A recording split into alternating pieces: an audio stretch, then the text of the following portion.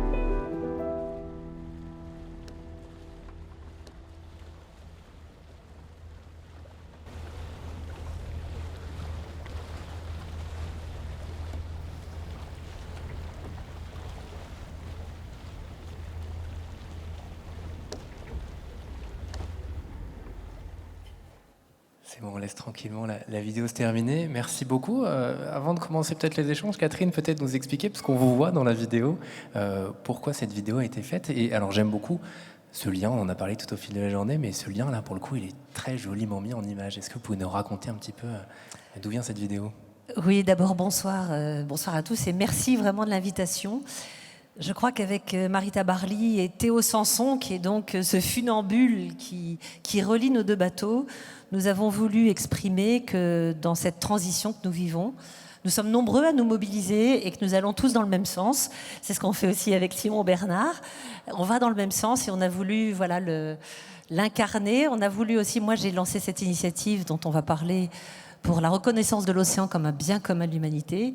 Et voilà, et Marie est aussi engagée, Théo aussi. Alors Théo, vous savez, c'est ce garçon, il relie des montagnes comme ça avec des slacklines, c'est juste incroyable ce qu'il fait. Je ne sais pas s'il est déjà venu à Bordeaux, mais voilà, c'est sa manière à lui aussi de porter le message. Et voilà, j'aime beaucoup cette vidéo. Oui, parce que déjà, faire de la slackline entre deux arbres, c'est compliqué. Entre deux bateaux, il faut quand même être capable de le faire. J'ai juste oublié de dire que le bateau noir, c'est un ancien bateau d'Éric Tabarly, c'est le célèbre Penduxis d'Éric Tabarly. Et le bateau rouge, c'est le Cigare Rouge, qui est le bateau avec lequel j'ai couru mon premier Vendée Globe. J'ai bouclé mon... Voilà. Et j'ai la chance que ce bateau navigue toujours, notamment grâce à mon mari, qu'on voit aussi dans la vidéo, parce que c'est lui qui l'a remis en état, enfin qui l'a fait remettre en état et qui porte les couleurs d'une école et qui a couru la route du Rhum il y a 3 ans avec. Voilà, donc beaucoup d'attache pour ces deux bateaux aussi. Effectivement, et parler de bateaux, parce que vous l'avez dit aussi, bon, alors Catherine, vous avez été journaliste, navigatrice, vous êtes engagée politiquement aujourd'hui, mais j'ai envie de revenir quelques décennies en arrière, et même il y a 30 ans, quand vous étiez en train de naviguer en plein milieu de l'Atlantique, vous voyez déjà des déchets en plein milieu. Quel est le sentiment que vous avez à ce moment-là ? Et j'ai envie de comprendre, qu'est-ce qui vous a poussé après à vous engager ? Est-ce que c'est là le point de départ ?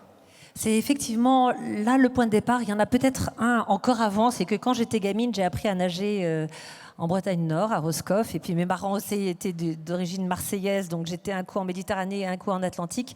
Et j'ai d'abord été sensibilisée, je crois, par la plongée sous-marine, par mon père, qui m'a... Voilà. Et il y a effectivement 30 ans, il y a une course qui s'appelle la Mini Transat, Ça avait lieu encore cette année, c'est tous les 2 ans, c'est une transat en solitaire sur des mini-bateaux, des bateaux de 6,50 m. Et effectivement, il y a 30 ans, je ne sais pas quel âge vous avez, Théo ? J'étais pas né. Vous n'étiez pas né. Il y a 30 ans. Et depuis, selon vous, ça fait combien d'années qu'on parle des déchets ? Moi, je ne sais pas, remarquer. Ouais. Il y a quoi allez, il y a 15 ans. Allez. Il y a 10 ans, 15 ans. Moi, il y a 30 ans, je les ai déjà observés en plein milieu de l'Atlantique. Et je les observais déjà quand je faisais de la plongée sous-marine. Mais là, de les retrouver effectivement en plein milieu de l'océan, ça a été, on va dire, un événement complètement fondateur de mon engagement. C'est que les voyants, alors c'était des bouteilles plastiques, c'était des pains de polystyrène. À l'époque, les navires continuaient aussi de jeter, mais on ne savait pas que 80% des déchets venaient de la Terre. Et je ne me suis pas dit où sont les affreux pollueurs, c'est ce que je raconte toujours. Je me suis sentie responsable. Et je me suis dit, comment en est-on arrivé là collectivement ? Et c'est ce sentiment de responsabilité individuelle et collective. C'est comment va-t-on individuellement et collectivement trouver des solutions qui me guident depuis ces années-là. Quand j'ai arrêté la compétition en 2002, j'ai décidé de m'engager pour mettre en œuvre moi-même des solutions. Là, on parlait de matériaux biosourcés juste avant. Moi, pendant 10 ans, j'ai travaillé avec l'Université de Bretagne Sud pour essayer de trouver des solutions alternatives au verre polyester qui constituent nos bateaux. Et voilà. Et puis, je me suis retrouvée petit à petit à participer à des réflexions collectives sur la mer, qui est notre avenir, et puis petit à petit à avoir d'autres missions. Je ne vais peut-être pas rentrer dans les détails, on pourra en parler si vous voulez, et jusqu'au Parlement européen où j'essaie de porter un petit peu ces sujets. Complètement. Alors je vais quand même vous laisser encore un petit peu la parole pour le coup. Vous avez créé, et on fera le lien tout à l'heure avec Simon, bien évidemment, parce que vous avez créé plusieurs initiatives pour le coup sur ces sujets-là. Alors je pense au concours Océan Climat, mais vous m'avez parlé de régénération, Blueprint, peut-être que vous en avez une à nous partager ici. Pourquoi mettre en place ces initiatives et ce que vous me disiez aussi, c'est que c'est des initiatives qui sont aussi énormément portées par des jeunes, par la jeunesse, voilà, tout simplement. Est-ce que aussi vous pouvez nous partager Oui, voilà. des jeunes, d'ailleurs, sur l'équipe d'Océan Bien Commun, il y en a qui seront dans la salle. D'abord, expliquer le bien commun. En fait, la notion qu'on est en train de créer et l'initiative que nous avons lancée avec Eudes Riblier, qui préside l'Institut français de la mer, avec Françoise Gaille, qui est océanographe. Cette initiative a pour objectif d'essayer de promouvoir ce concept au niveau des Nations Unies. Ce qu'on essaie de faire, c'est de remobiliser la responsabilité individuelle et collective, de la remettre au-dessus des principes qui régissent le droit de la mer, qui sont les principes d'appropriation de droits souverains et les principes de liberté. Et en fait, la Convention internationale du droit de la mer, dont on fêtera les 40 ans l'année prochaine, dit pourtant qu'il faut qu'on préserve l'océan. Mais on a un petit peu oublié quel était le principe dominant. Et donc voilà, on essaie de mobiliser ça, de ne pas en faire un concept juridique, on pourra revenir dessus, mais d'arriver à le promouvoir au niveau politique. Mais au niveau, quand je dis bien commun, c'est la responsabilité donc des entreprises, des collectivités, des citoyens, des États, mais pas que des États, mais pas que des entreprises, mais pas que des, etc. Et en fait, on essaie de l'incarner sur des territoires. Et avec l'équipe d'Océan Bien Commun, sont les jeunes qui nous ont proposé cette initiative. On essaie de l'incarner dans un projet qui correspond complètement à la thématique du jour. C'est le lien terre-mer, c'est-à-dire qu'on a dans un territoire qui s'appelle Auray-Quiberon, Terre Atlantique, on accompagne les acteurs territoriaux en essayant d'accélérer les politiques publiques pour retrouver, parce qu'en fin de compte, les cours d'eau, comme probablement ici, sont pollués par éventuellement des réseaux d'assainissement qui ne sont pas, en tous les cas là-bas c'est la problématique, qui sont obsolètes. Parce que les plaisanciers ne respectent pas forcément le cadre législatif, parce que les agriculteurs peut-être mettent un peu trop d'intrants, etc. L'idée, pour moi, n'est plus de rechercher les affreux pollueurs, mais de se dire, attendez, on a tous notre rôle à jouer, et comment je participe, parce que la collectivité toute seule, elle ne pourra pas participer à la régénération de ces cours d'eau, de ces bassins versants qui filent tous vers la mer. Et voilà. Et j'ai prononcé aussi le mot régénération parce que c'est aussi un des projets qu'on porte avec l'équipe, de promouvoir avec le soutien d'entreprises, des actions de régénération de l'océan, de replantation de mangroves, de corail, etc., etc. Je pourrais en parler longtemps, mais je voudrais qu'on entende aussi Simon. J'en doute pas. Effectivement, ouais, merci beaucoup. Et vous parlez de responsabilité individuelle et collective, et je crois, Simon, aussi. Donc toi, tu es alors ingénieur et officier de la marine marchande, pour le coup, et aujourd'hui cofondateur et CEO de Plastic Odyssey. Aussi envie de comprendre ton parcours, comment t'en es arrivé là, et au final à te lancer. Alors, le lien, c'est que vous étiez au final tous les deux sur un bateau en mer, et alors est-ce que le déclic vient de là aussi? Est-ce que tu pourrais nous en parler? Et oui, donc moi, à l'origine, un peu comme Catherine, j'ai grandi au bord de la mer et je faisais beaucoup de plongée, surtout en Méditerranée depuis mes 6-7 ans. Et moi, ce qui m'a marqué, c'était pas tant les déchets, c'était encore assez préservé à l'époque, mais c'était que les poissons, ils réduisaient de taille d'année en année et ils disparaissaient.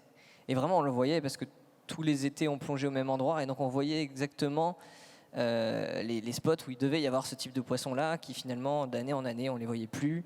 Les poissons réduisaient de taille. Donc ça, c'est assez marquant à l'échelle d'une... Finalement, je suis encore jeune, hein, donc en pas si longtemps, une décennie, on voit que ça évolue quand même très vite.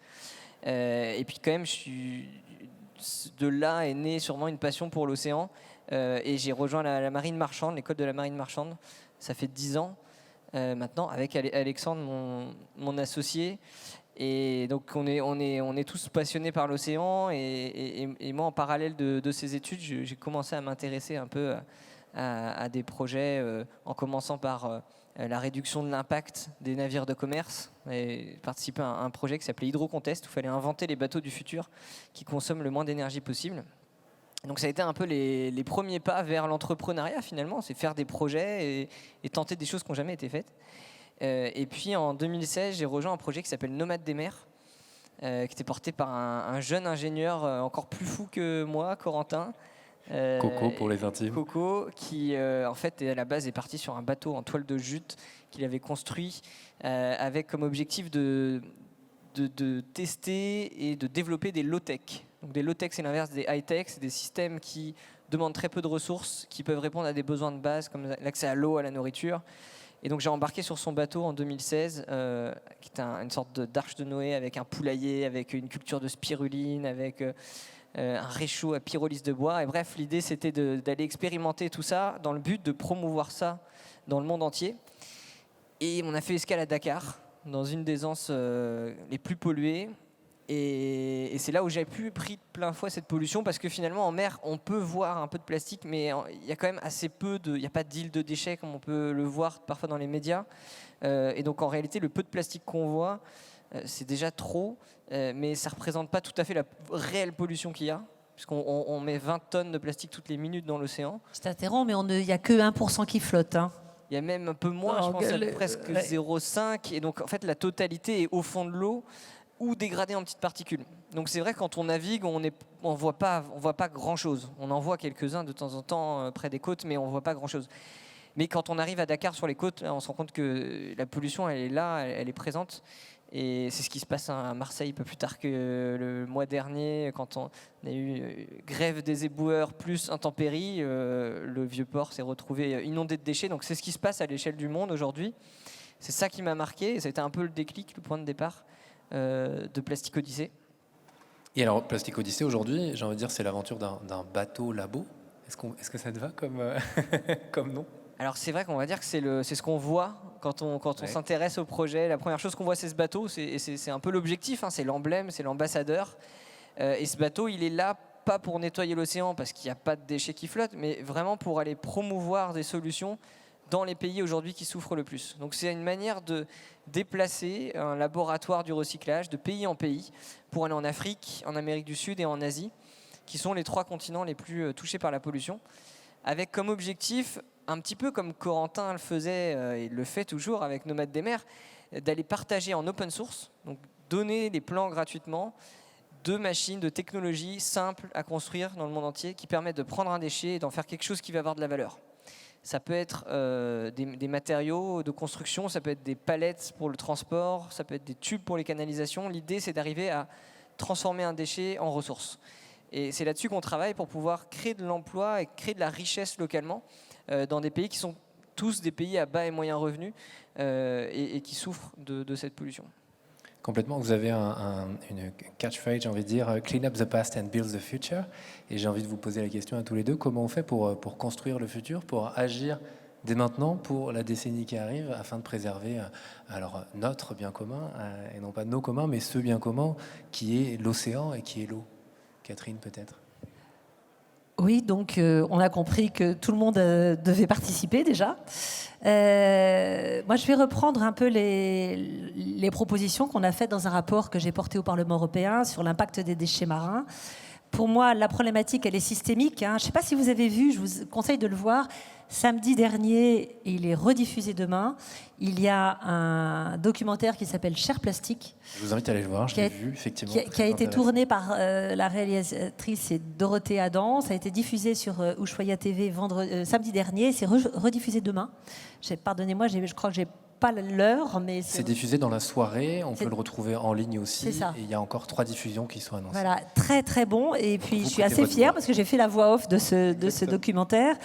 Et donc, et on le comprend bien là aussi, c'est une problématique qui est systémique, c'est-à-dire que c'est depuis la production de nos objets jusqu'à la haute mer.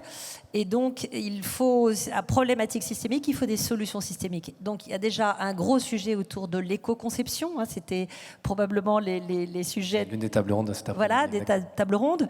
Et notamment, il y a une chose, parce que quand on regarde les choses un peu de près, on a beaucoup trop de différentes molécules, on a trop de polymères, en fin de compte. Il faut réduire le nombre de polymères. Il faut aller vers plus de sobriété. Il faut arriver sur les matériaux composites à faire qu'on n'ait finalement qu'une seule molécule. Donc déjà, dans la conception, on a déjà tout un sujet. Ensuite, il faut faire en sorte que les déchets, comme l'explique Simon, retrouvent, si vous voulez, le circuit d'une économie circulaire, c'est-à-dire ne partent jamais dans la nature. Donc il y a une traçabilité. Et là, on s'aperçoit que du coup, là, donc en amont, on a plutôt les producteurs de tout. Ensuite, on a la gestion des déchets, les collectivités territoriales. Et là, il y a des trous dans la raquette parce qu'on s'aperçoit que, par exemple, ce sont soit les communes, soit les communautés d'agglos qui sont responsables de la gestion des déchets. Mais que, par exemple, sur la problématique qu'évoquait Simon tout à l'heure, les déchets qui sont dans la rue, phénomène pluvial, de fortes pluies, etc. Là, en fait, personne n'est responsable du déchet qui est abandonné dans la rue et qui est embarqué par le fil de l'eau, quoi. Et donc, ça se retrouve dans les rivières, ça se retrouve... Donc là, ensuite, plus en aval, là, quand ils ont rejoint le milieu naturel, il y a des zones d'accumulation. D'abord, il faut essayer, tant qu'on est à terre, de les ramasser là où ils sont. Et là, c'est aussi bien les citoyens que les collectivités, que les entreprises. Que voilà, là, je pense que tout le monde peut se retrousser les manches. Mais après, on peut aller les ramasser sur les rivières, dans les zones. Il y a des zones de concentration, des zones d'accumulation. On voit émerger des solutions avec des bulles ou avec etc. Qui permettent de les concentrer, de les ramasser. À la sortie des estuaires, là, il y a aussi éventuellement à faire beaucoup. Après, les ramasser au large, moi je dis que ça paraît... De toute façon, on n'arrivera jamais à nettoyer l'océan parce que, comme l'a expliqué Simon, les déchets plastiques se fragmentent, ça devient des microparticules, etc. En revanche, on s'aperçoit que ceux qui portent ce genre de projet sont très médiatisés. Donc, ça a un très gros intérêt d'un point de vue médiatique parce que si le jeune néerlandais... n'avait pas, comment il s'appelle, Björn Boyan Slat. C'est ça, Slat, s'il n'avait pas imaginé son aspirateur à déchets au large, qui est un peu fou, un peu pas raisonnable, un peu beaucoup d'argent et pas forcément très utile, mais n'empêche qu'il a été tellement médiatisé, ce garçon, qu'il a contribué finalement à porter la cause. Donc finalement, pourquoi pas. C'est lui qui nous a donné envie, avec Alex, de s'intéresser à ça, finalement. Et c'est vrai qu'au départ, ça paraissait être une super idée, nous on trouvait ça génial. Après, effectivement, on a commencé à faire des recherches scientifiques et à se rendre compte que le plastique n'était pas là, qu'il fallait faire un peu différemment. Mais effectivement, c'est des initiatives qui permettent de...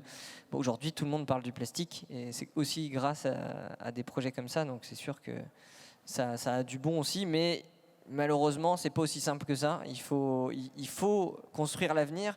Et donc, c'est pour ça que Clean Up the Past, Build the Future, c'est parce que Actuellement, on a produit 6 milliards de tonnes de déchets plastiques et on en a traité 1 milliard, qu'1 milliard. Donc ça veut dire qu'il y a 5 milliards de tonnes qui sont là, donc il faut en faire quelque chose.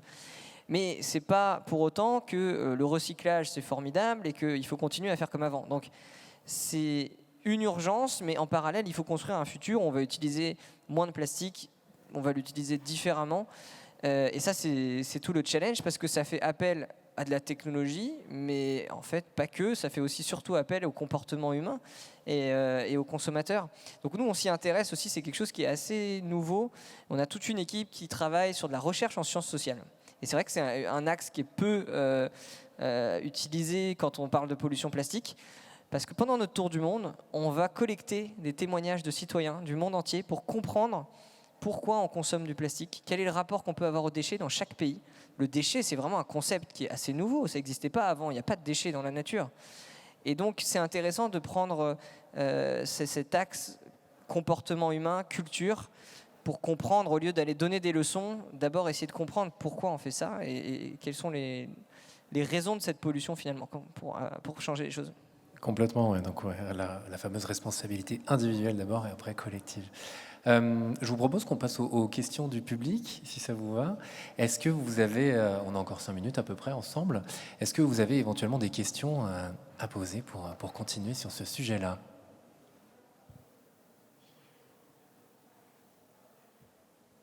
S'il n'y en a pas, il n'y en a pas. S'il n'y en a pas, moi j'ai encore des choses à... On a certainement encore des choses à raconter. Allez-y, Catherine, allez-y. Il y a un monsieur qui Ah lève pardon, la main très là-bas. bien. Je vais me rapprocher de vous. Pendant qu'il arrive, juste une chose, parce que ce que tu évoquais quand tu parlais du Sénégal tout à l'heure, on était au Sénégal avec Émilie qui est dans mon équipe, qui est là, cet été, et en fin de compte, quand tu dis qu'il y a un problème culturel, c'est vrai que là-bas, les gens ont tellement l'habitude de vivre avec les déchets qu'en fait, ils ne les voient plus, quoi. Ils ne les voient plus. Je trouve qu'il y a un gros sujet de sensibilisation. Oui, bonjour. Donc des amis que je connais qui sont mobilisés tout le temps sur la problématique des déchets plastiques dans l'océan. Et du coup, vous en êtes où, justement, dans vos projets? Parce qu'on parle du futur, mais parlons du futur immédiat. Vous en êtes où? C'est peut-être l'occasion de nous dire où vous en êtes par rapport à toute l'énergie. Donc, je vous connais depuis plus de 4 ans maintenant.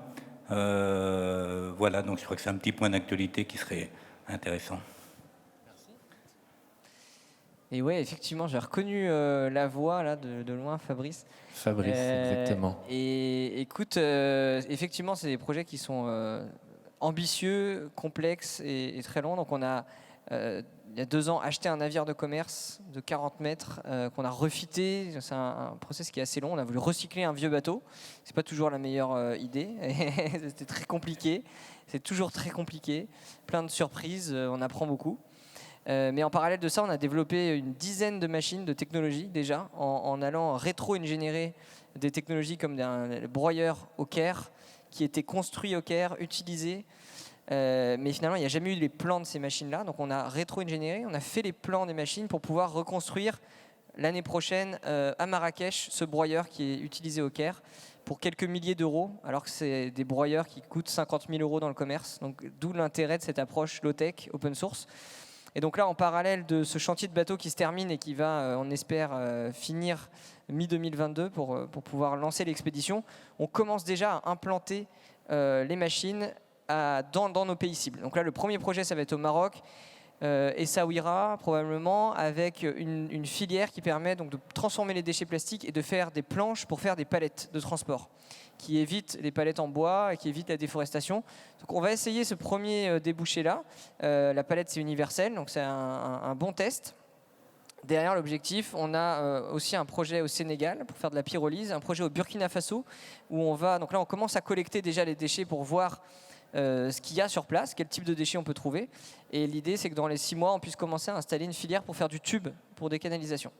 Donc là, on commence... Une fois après avoir fait ces premiers prototypes qui sont sur le bateau actuellement, on les réplique sur le terrain et ça va être le futur de Plastic Odyssey, c'est d'accompagner des entrepreneurs du monde entier pour que concrètement il y ait des filières de recyclage dans ces pays qui sont les plus touchés aujourd'hui par la pollution. Bravo, merci. Éventuellement, oui.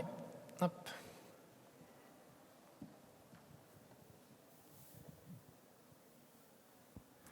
Bonjour et merci. J'ai une question sur comment vous voyez l'importance des actions que vous faites pour donc résoudre des problèmes de pollution par rapport à arrêter la pollution. J'étais un peu surpris en fait d'entendre que vous voulez interviewer des personnes pour demander pourquoi est-ce qu'ils consomment comme ça. On sait, c'est puisque c'est ce qu'on leur vend. Autrefois, il y avait des coca dans des bouteilles consignées. Petit à petit, toute l'Afrique, toute l'Asie est transformée en bouteilles jetables.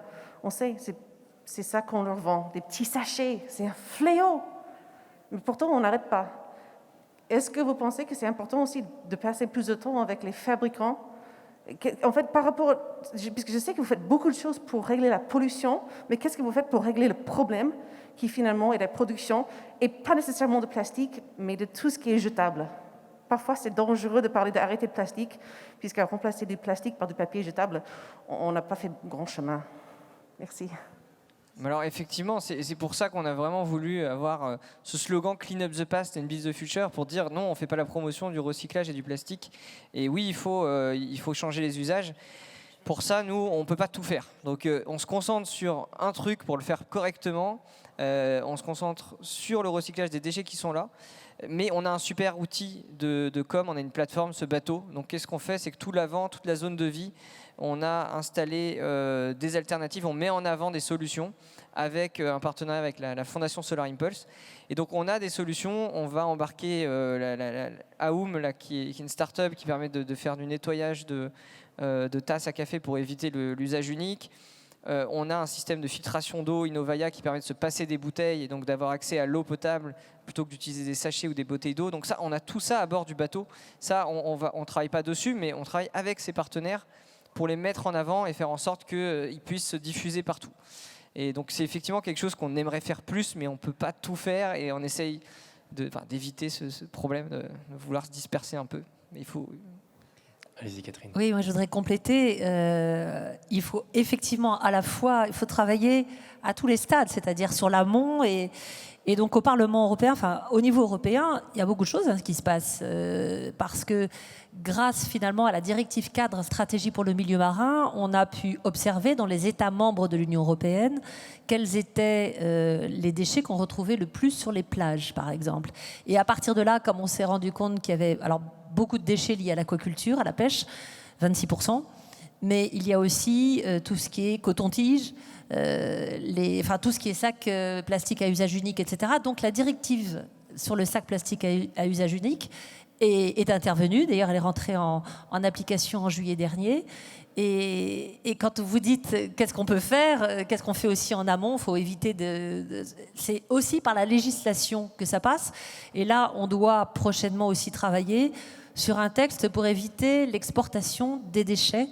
Hier, par exemple, moi j'étais en réunion, en visioconférence avec la Fédération européenne des emballages, et avec laquelle je discutais, parce qu'ils s'inquiètent, ou en tous les cas ils s'intéressent aux législations qui vont arriver, et notamment pour éviter l'exportation, par exemple, de déchets vers les pays tiers, parce que ça, voilà, on a beaucoup de choses qui peuvent se faire au niveau de la réglementation. Et en France, je peux vous dire que la France a été un peu la bonne élève de la classe, puisque avec la loi AGEC, anti-gaspillage pour l'économie circulaire, qui a été portée par Brune Poirson, on a réussi quand même à faire inscrire dans la loi pas mal de choses, notamment sur justement élargir, pas faire que les sacs plastiques à usage unique, mais d'autres, à imposer aussi d'intégrer dans la fabrication de certains matériaux des matériaux déjà recyclés, etc.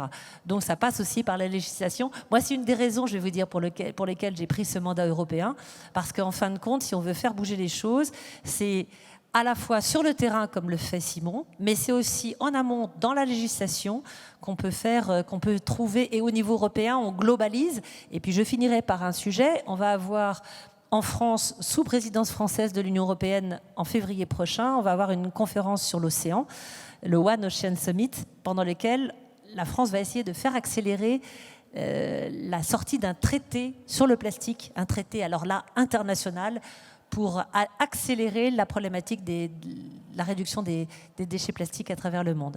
C'est un problème global. C'est bien pour ça qu'on essaie de promouvoir l'océan comme un bien commun, parce qu'il n'y a qu'un seul océan. Et voilà. Quand vous jetez un déchet ici à Bordeaux, peut-être qu'il va se retrouver de l'autre côté de l'Atlantique, peut-être qu'il fera le tour de la Terre. Complètement. Ce que disait Fabrice tout à l'heure, qu'il avait retrouvé, je ne sais plus où c'était en France, mais des déchets venant de 14 nationalités différentes. Donc on est d'accord, c'est un seul bien commun. Merci beaucoup à tous les deux. Merci à vous. Merci beaucoup Simon. Eh bien, on peut effectivement les applaudir. Merci.